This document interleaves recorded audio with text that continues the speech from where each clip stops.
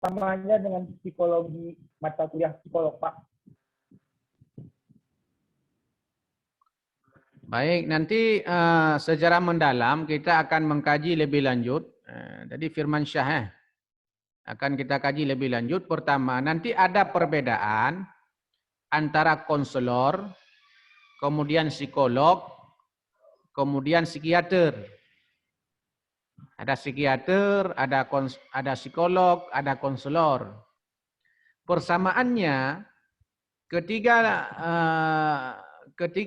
profesi ini adalah mengkaji atau memahami tentang mental, tentang karakter, tentang jiwa, tentang kepribadian. Tentang jiwa, tentang kepribadian, tentang karakter. Ini tentang perkembangan dan pertumbuhan. Ini dipelajari dan dikaji oleh tiga profesi tersebut, baik psikiater, psikolog atau konselor.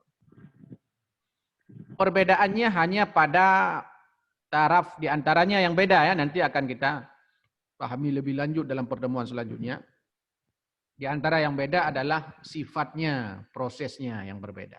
Contoh, kalau psikolog mereka menggunakan dua instrumen di antaranya. Pertama namanya instrumen tes. Namanya misalkan mungkin kawan-kawan pernah ikut, Firman Syah pernah ikut tes minat bakat misalkan. Tes IQ. Ini biasanya dilakukan oleh psikolog. Karena mereka memang diberikan pengetahuan dan diberikan keterampilan untuk menguasai instrumen tes. Yang kedua, instrumen non-tes. Instrumen non-tes ini juga dipelajari dan dipahami, juga menjadi keterampilan daripada psikolog. Tapi instrumen tes itu biasanya tidak dirambah oleh konselor. Jadi konselor ini hanya menggunakan instrumen non-tes. Kalau seandainya konselor menggunakan instrumen tes, maka dia nanti bekerja sama, berkolaborasi dengan psikolog atau lembaga psikologi.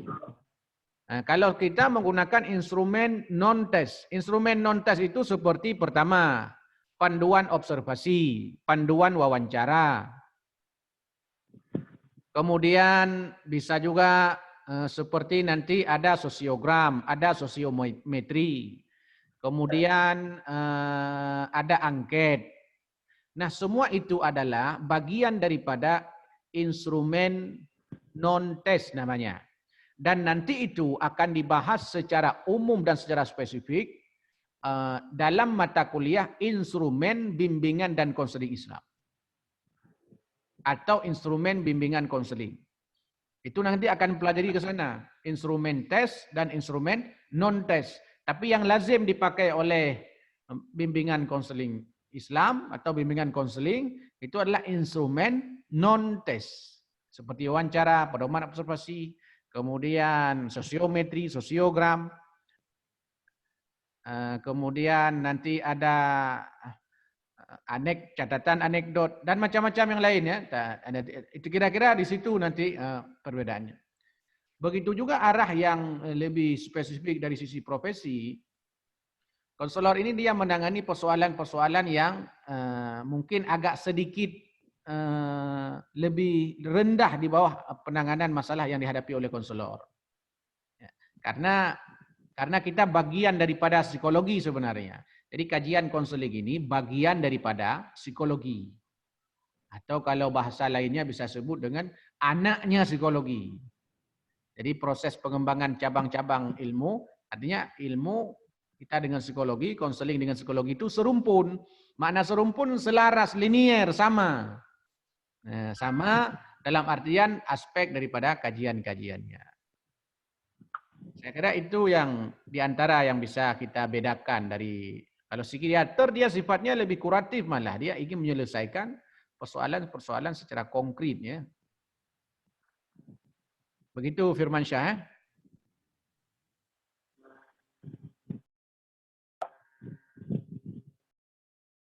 Baik, masih ada yang lain? Kalau nggak ada, terima kasih atas kehadirannya. Insya Allah kita akan berjumpa di dalam Zoom ini melalui media daring, yakni media Edlink yang sudah diwajibkan oleh institusi, oleh kampus kita untuk proses belajar-belajar. Kalau seandainya secara daring kita lakukan. Tapi nanti kalau secara tatap muka, maka pertemuannya adalah secara tatap muka di kampus. Nah, tapi proses pembelajaran tidak kurang khidmat atau tidak mengganggu kekhidmatannya walaupun melalui media daring. Maka cari lokasi kondusif, hidupkan video. Jangan seperti Rara ini, coba lihat nih. Kita nggak tahu ini, jangan-jangan dia di kamar mandi, kan nggak tahu. Dia jangan-jangan ini di kamar mandi atau bisa jadi lagi mandi. Ini nggak tahu kita ini. Atau jangan-jangan dari tidur. Makanya pentinglah untuk menghidupkan video. Kadang jika tengun ya, tahu doa. Kadang jika meninggal, yang kaya tu. Makanya perlulah dihidupkan video itu supaya kalau seandainya meninggal pun dalam proses perulihan kita tahu, wah itu dah meninggal.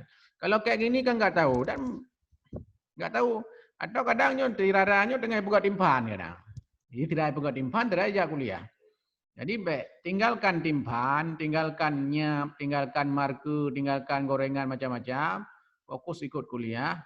Nanti setelah selesai kuliah, baru udah buka timpan lah, baru udah pajak timpan lah. Jangan sampai nanti terganggu, itu tujuannya ya. Baik, terima kasih. Saya tutup, sedangkan materi nanti sudah saya kirim ke Siakan ya. Silakan. Terima kasih. Kita tutup dengan baca Alhamdulillahirabbil alamin. Wassalamualaikum warahmatullahi wabarakatuh. Waalaikumsalam warahmatullahi wabarakatuh.